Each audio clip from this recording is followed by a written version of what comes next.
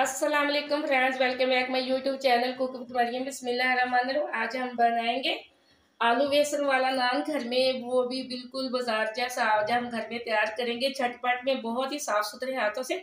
यहाँ आलू बेसन का नान बनाने के लिए मैंने एक बड़े साइज का आलू लिया था, जिसके मैंने बारीक बारीक से पीस बना लिए। यहाँ मैंने आधा कप बेसन का ले लिए। सबसे पहले हम बेसन को छान के इसके अंदर डाल देते हैं। यहाँ मैंने छान कर आधा कप डाल दिया है बेसन का। इसी के साथ मैं डाल दूंगी पिसा हुआ धनिया। अगर चाहे तो आप साबुत दरदरा सा भी डाल सकते हैं, लेकिन मैं यहाँ पिसा हुआ डालूंगी। कुटी हुई लाल मिर्च डाल देंगे हम 1 चम्मच छोटे वाली भर के। थोड़ी सी हम हल्दी डालेंगे इसके कलर के लिए, आधी छोटी चम्मच। 1 चम्मच ही हम नमक की डालेंगे। यहाँ थोड़ा सा हम हरा धनिया डाल देंगे।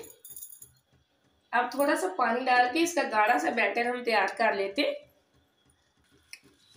यहाँ मैंने थोड़ा सा पानी डाल लिया। ये देखिए, मैंने इसका बैटर अच्छे से रेडी कर लिया। यहाँ मैंने 3 नान लिए थे। अब मैं आपको बताती हूँ कि हमने नान को बेसन कैसे लगाना है। दूसरी तरफ ऑयल को मैंने गरम करने के लिए छोड़ दिया है। कढ़ाई में ऑयल हमारा तकरीबन गरम हो चुका है। अब इस तरह मैं एक नान उठाऊंगी, इसके ऊपर मैं हल्का हल्का सा लगा लूंगी पानी।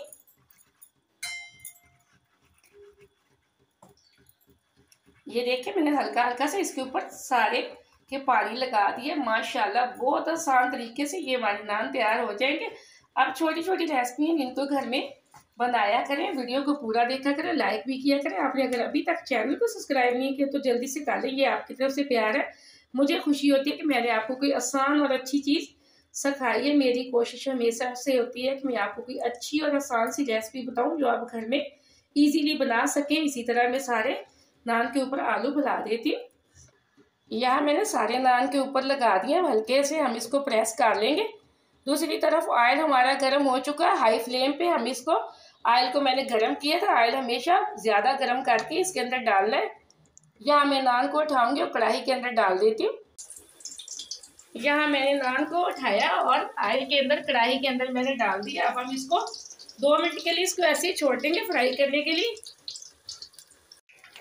यहाँ मैंने 3 मिनट के लिए एक साइड से इसको बगैर हिलाए फ्राई किया था। इसी तरह हम सिर्फ 1 मिनट के लिए दूसरी साइड से फ्राई करके फिर हम इसकी ये वाली साइड बदल देंगे और इसको मज़ीद 2 से 3 मिनट के लिए अच्छे से फ्राई कर लेंगे।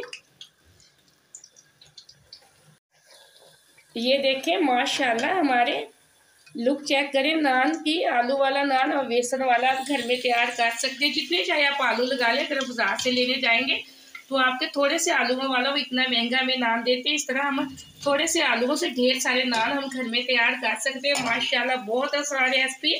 अब मैं इसको एक छलनी के अंदर निकाल लूँगी। आपको चेक करवाती हूँ इसकी फाइनल लुक छलनी के अंदर निकाल के।